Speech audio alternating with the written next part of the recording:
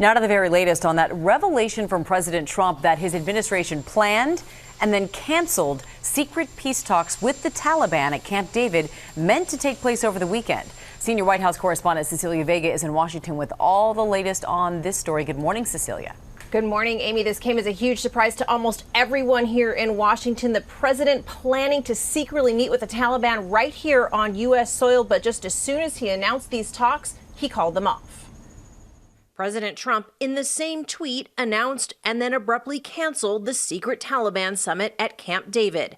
He wrote, unbeknownst to almost everyone, the major Taliban leaders and separately the president of Afghanistan were going to secretly meet with me at Camp David on Sunday. The president blaming a Kabul suicide bombing 3 days earlier that left a dozen people dead, including Sergeant First Class Elise Angel Barreto Ortiz, the 16th American killed in combat there this year. President Trump writing, I immediately canceled the meeting and called off peace negotiations. That abrupt cancellation came just days after principles of a peace deal had been reached that would have brought home more than 5,000 U.S. troops serving in Afghanistan.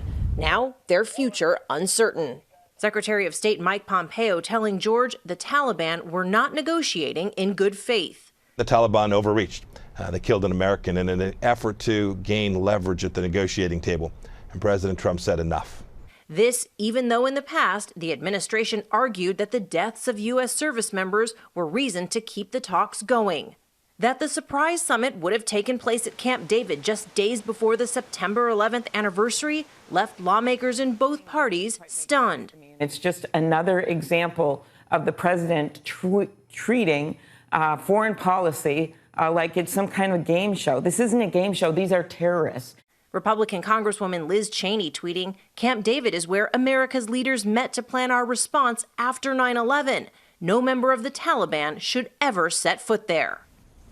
And now the Taliban is responding, saying, quote, this will harm America more than anyone else. They say this will lead to more American deaths there. 14,000 U.S. troops remain in Afghanistan right now. President Trump has long advocated to get America out of its longest running war. The question now, George, what happens to these troops? More than 5,000 of them were supposed to come home as part of these failed talks. Yeah, some indication the president wants to bring them home anyway. Okay, Cecilia, thanks very much.